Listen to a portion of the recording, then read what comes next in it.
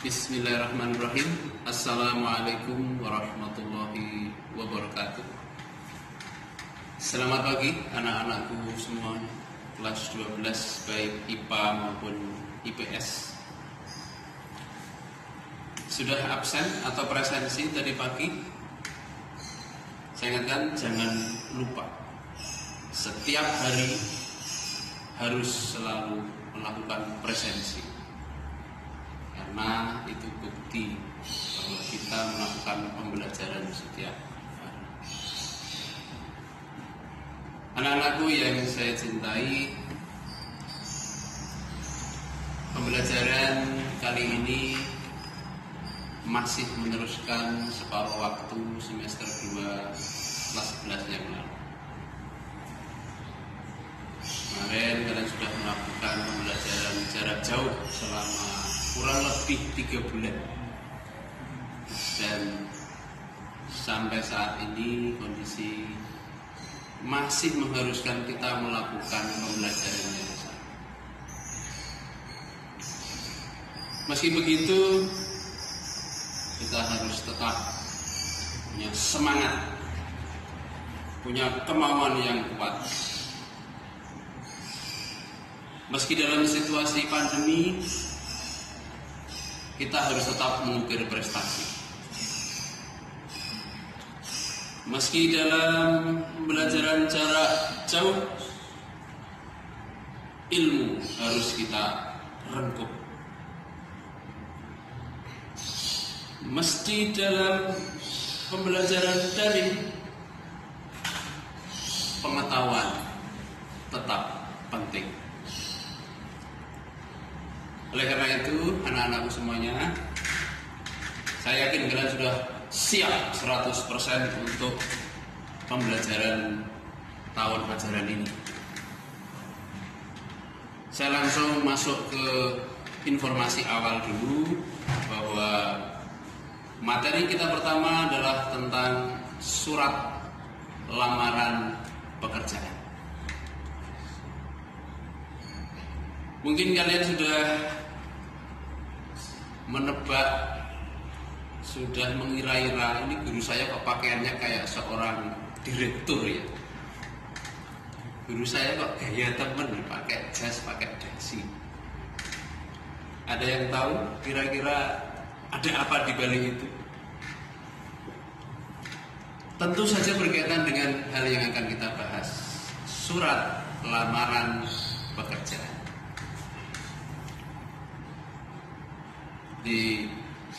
Saya yakin kalian sudah membaca, bahkan juga sudah mempelajari sejak SD, diteruskan di SMP.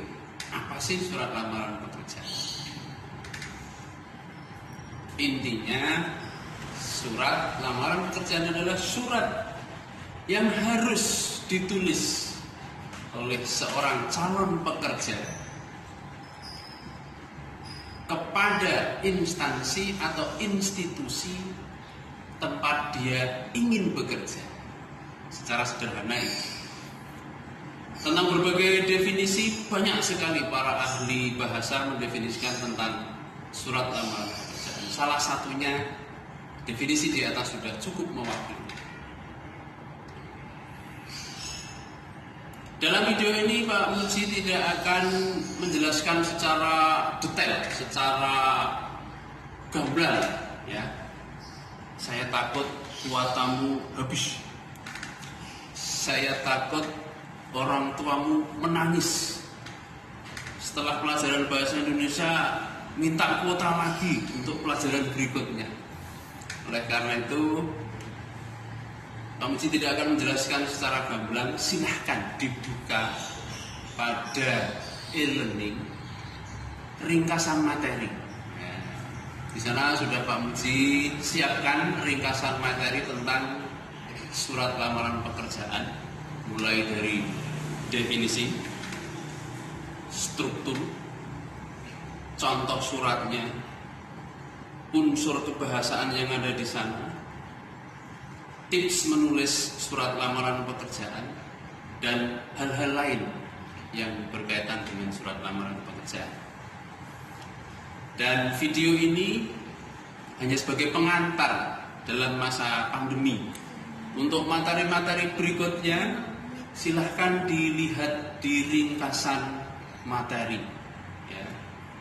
Insya Allah sudah Pak Mujib sediakan dari KD 3.1, 3.2 dan seterusnya. Kalau diurutkan dari buku dari bab 1, 2 dan 3 sudah masuk di dalam e-learning. Saya jelaskan sedikit mengapa Pak Muji pakai baju ini. Pinjam pasti ya Pak? Tentu saja. Baju ini melambangkan seseorang yang telah sukses di dalam pekerjaan. Pak Muji menganggap atau memposisikan diri sebagai seorang staf atau pimpinan personalia di sebuah perusahaan.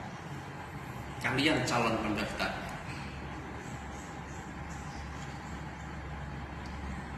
Pak Muji juga dulu ya, sebagai seorang direktur personalia ini dulu pernah mengalami hal yang sama, mengajukan lamaran, bahkan mungkin ratusan lamaran pekerjaan yang telah diajukan.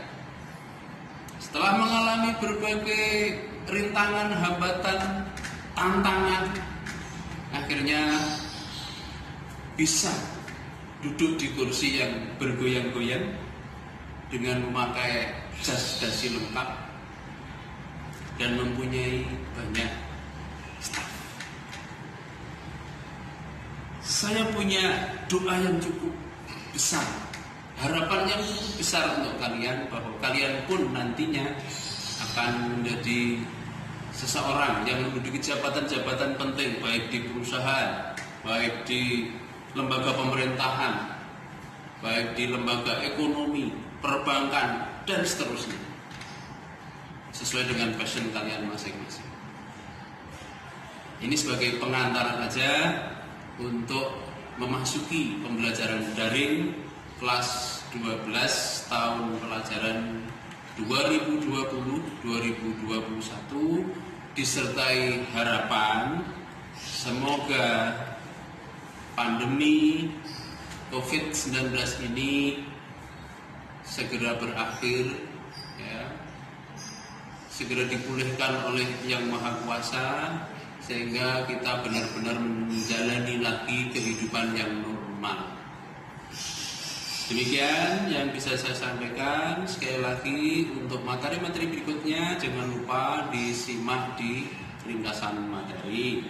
Kemudian tugas-tugas akan Pak Muji upload menjelang jadwalnya, artinya mendekati jadwal bahasa Indonesia. Dan setelah ada tugas langsung dikerjakan, jangan menunggu-nunggu waktu. Demikian anak-anakku sekalian, tetap semangat ya. Tetap punya keinginan yang kuat. Kita harus bisa merubah dunia. Kita harus menjadi seseorang yang punya pribadi kuat, kemauan kuat. Syukur-syukur berada di posisi yang kuat yang bisa menentukan arah kebijaksanaan negeri ini. Demikian saya akhiri. Wassalamualaikum warahmatullahi wabarakatuh.